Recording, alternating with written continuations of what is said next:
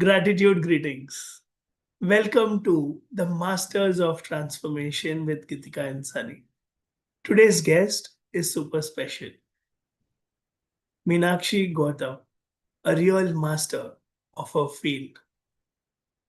She needs no introduction because she is making huge impact in terms of her charisma, confidence, presence, vibes. She is music smart. She is harmony smart. She's a huge risk taker. She's an international speaker, an author with a difference, a coach who left corporate career to follow the inner calling, to follow the soul's inner voice. She focuses on healing. She's an expert in yoga. She helps you discover true purpose and helps you live authentic living. She touches lives with ease and grace, with effortless ease. Yes, she's helping people remember who they are. And because she lives fully, she's helping others live fully. Welcome, Meenakshi. Thank you. Thank you so much for that beautiful introduction. Hello, namaste, everyone. Geetika Dadwwani is with us. She's a tarot life coach with a difference. She's touched over 7,200 lives and she's going to take it over and ask deep reflective questions. Over to you, Geetika. Yes, thank you, Suniti, and thank you, Meenakshi, for being on Alignment Live Show, Masters of Transformation series, and uh, coming on to the point that you have healed so many lives and you are doing purpose coaching as well. So I want to know from you that, what is the myth about healing? What is the myth about self-growth that people still need to know? And why anyone should welcome healing in their life. Thank you, Geetika, for asking that question. Whenever I start coaching people, or whenever I began my journey of healing and self-discovery, I realized that by the time we are age 35, almost 90% of our thoughts and our brain is on automation. Meaning what I am doing right now is not something that I'm doing consciously. I'm making a decision to make it. It's just that the patterns, the past trauma that is stored in my body, my brain is automatically selecting responses. So my life that I'm living today is not today. I'm still living in past. I'm still living in all those past 35 years. And that's what I call rest of my life. But I haven't moved a day further than those 35 years. So what I believe healing is to make sure that what patterns that you have made as a child, what you went through, that trauma, something that got stored in your body as fears, as limiting beliefs, are they actually truly yours? Or you borrowed it for someone? So all you have to do is just remove the layers of fear, conditioning, ego, masking, and hiding yourself. And when you go back to that original self of yours, someone who was pure, clean, who had no fears, who had no boundaries, who you were that time, that's exactly what healing is, that you go back to your old memories, you remember who you truly are. And when you remember, then your purpose reflects. Because as a child, as a 5-year-old, when you say, you know what, I want to be an astronaut, that comes from a very pure and deep state of reflection that you, as a child, want to make a difference somehow. But then people come into your life and tell you, no, you can't do this, you can't do that. And sometimes you forget your dream. But that's exactly your true calling is, and that's what self-discovery is all about. You need to understand when you were a kid, your aim, ambition, something that you wanted to do, where that Where does that come from? Because you are here, you're here to serve people, you're called to serve. And the moment you realize it, you are unstoppable. Yes, thank you, Meenakshi, for sharing that. And based on your answer, and uh, I know that you are very spiritual, at the same time intellectual soul as well. So I want to know from your personal journey that what are the top three values that you hold dear to yourself and why? Yes, actually, I have been a science student all my life. Almost everything that I did in my schooling, in my education, it was all around science. It was all about facts, figure, something that you can prove. But then something happened that really changed my belief. I wasn't able to explain scientifically. I wasn't able to prove it to anyone. But that was the experience that made me think deeply. Science is something where you see proof, where you see facts. And on the other hand, feelings, emotions, your limiting beliefs, your psychology, nobody can see. All you can do is you can do a sampling of X number of people, and based upon that. But what if you don't belong to that sampled group? You are completely different. Though the possibility is very less, but yes, there is a possibility, because if you learn science, if you see science, to every law there can be exception. What if you are the exception? So I live by these three values till date. First of all, whatever is your limiting belief, check, be aware. So first thing that I live by is awareness. Be aware what's going in your mind about your thoughts, your limiting beliefs, your fear. Where are they coming from? Second is alignment. When we fail in our life, when we attempt something and we don't achieve it, we see ourselves that maybe something is wrong with me. But no, there's nothing wrong with you. Probably that thing isn't aligned with you. We might attempt, we have to check if it aligns or not. If you have tried making that hot water and warm water mixture, you don't magically mix the right quantities and get the perfect temperature. You have to pour in some hot, cold, and check if this works for you. And something that you don't get, it's perfectly fine. It simply means that it doesn't align with you. So check the things which are aligned with you and spend your time, money, and energy on it. But if you fail, that simply means just keep on trying other things. And third is taking action. Sometimes we are so overwhelmed with information when we get new insights, when we learn something new, when we realize that, oh, this thing is our fear, we need to work on it. We take that information, we absorb it, but we never take action. And if we don't take action, our brain is going to delete that information within 72 hours. So it's really important when we hear something new, when we realize that we have limiting beliefs or fear, just take one small actionable step. It doesn't have to be very massive.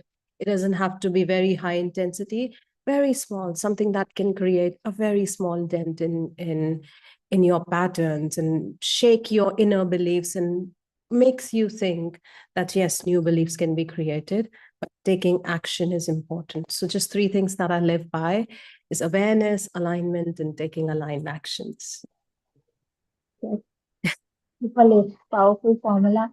Thank you, Meenakshi. And uh, what does success mean to you?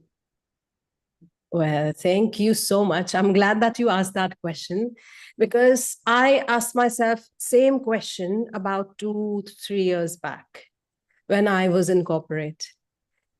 The success is measured by how many achievements, how many trophies, how many titles, what's your bank balance.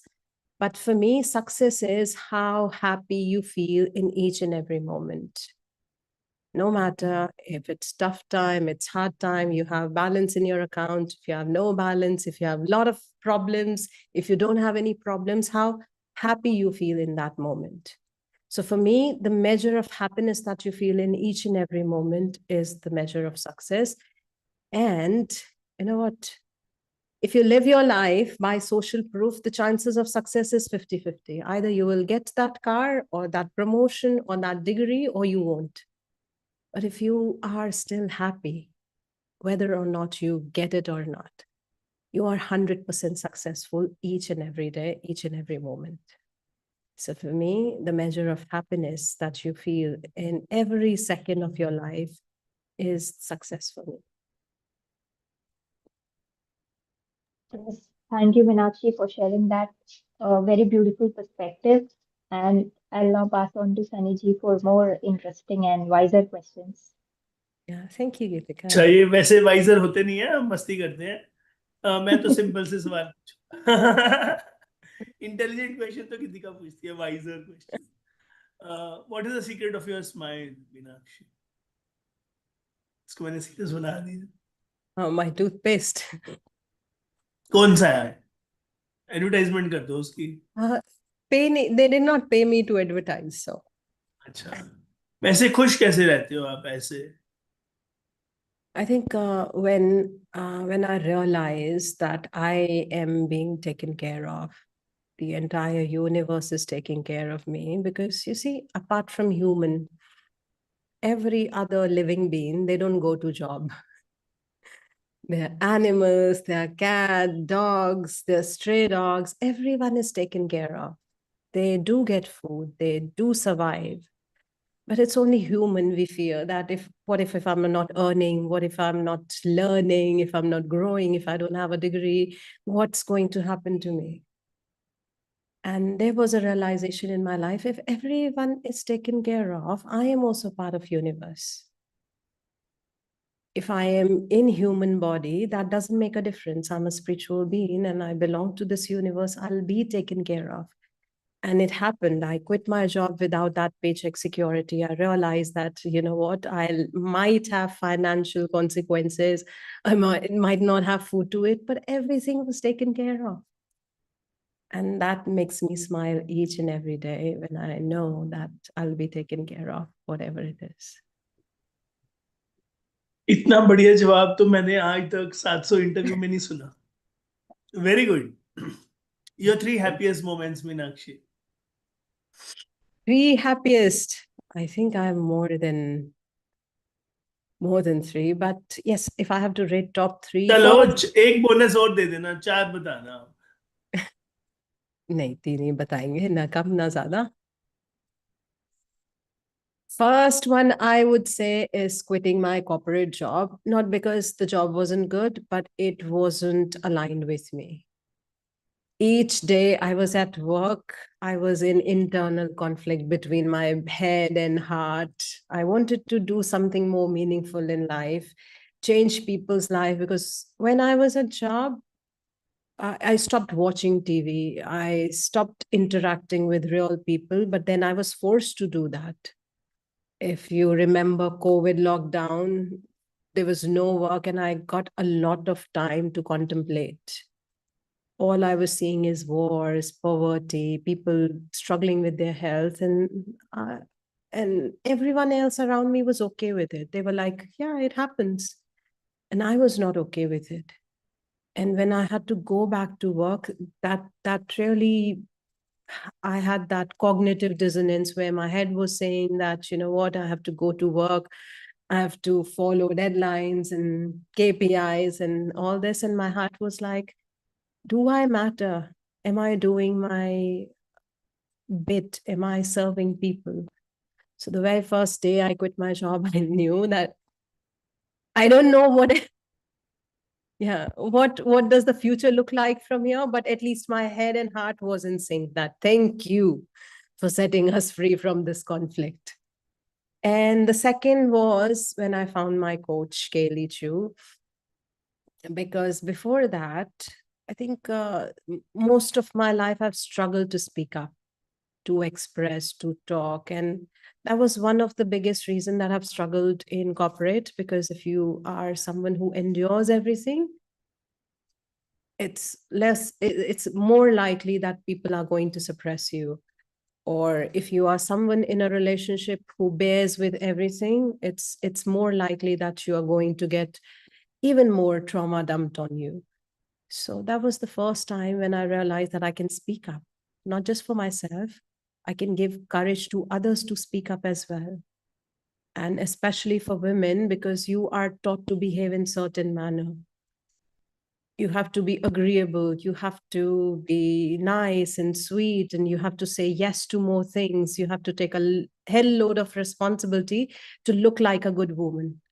But a good woman is one who stands up for herself, who talks, who speaks, who express. And that's what I learned when I met my coach, Kelly Shu, and I've been talking about it ever since. And one of the happiest moments that I feel when I give courage to others, when I can transfer the same belief to other women, that when you talk, it's not like you won't be heard. You will be heard, and you will inspire even more women to speak like you. And third and final thing is when I met you, when you called me to be on this podcast. I think that was the happiest one, the most craziest. I was like, yay!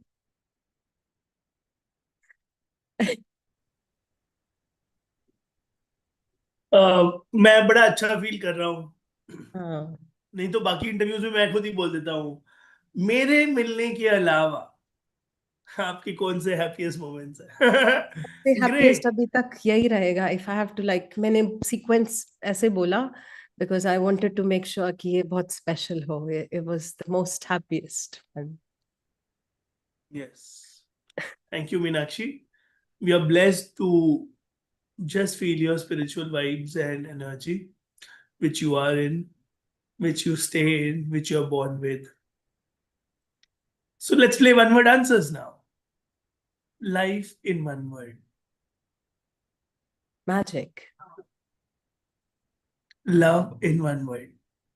Unconditional. Healing in one word.